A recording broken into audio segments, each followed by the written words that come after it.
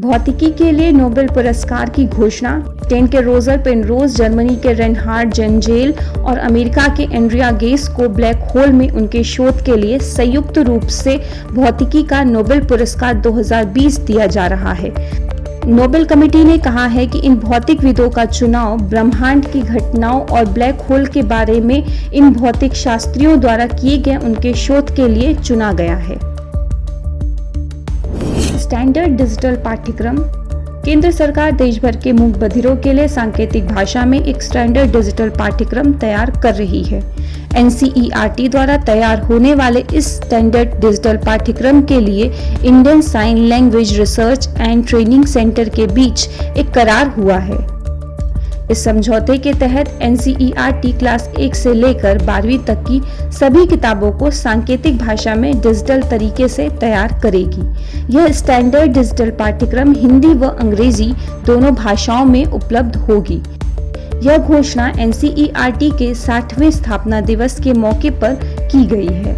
इस कदम से मूक बधिर बच्चे भी बिना टीचर्स के पढ़ाई कर सकेंगे। गश्ती पोत विग्रह।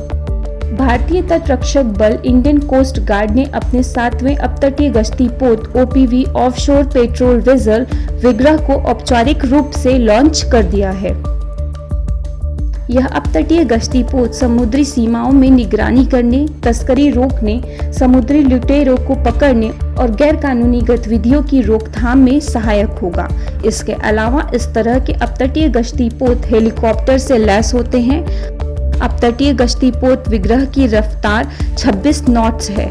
इस तरीके से यह एक बार में बिना रुके 10,000 किलोमीटर की यात्रा पर जा सकता है।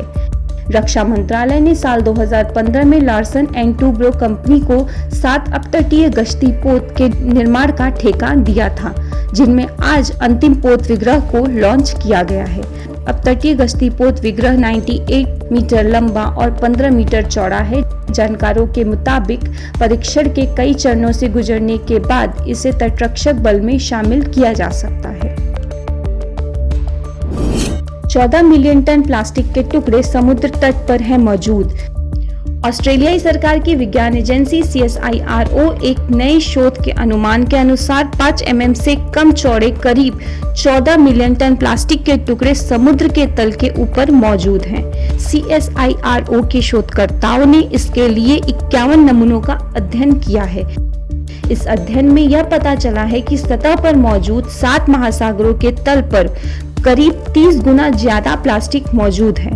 इस शोध में इस बात का भी जिक्र है कि महासागर के तलछट में अभी भी औसतन लगभग 1.26 माइक्रोप्लास्टिक के टुकड़े मौजूद होते हैं। आपको बता दें कि यह माइक्रोप्लास्टिक में 5 mm या उससे कम का व्यास होता है। आमतौर पर प्लास्टिक की बड़ी वस्तुओं से अलग होने के बाद बनता है।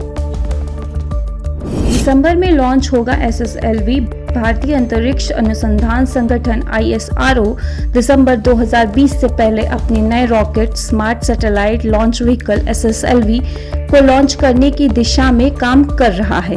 बताया जा रहा है कि नवंबर में इसकी सबसे बड़ी मोटर की जांच के लिए आवश्यक परीक्षण किए जाएंगे।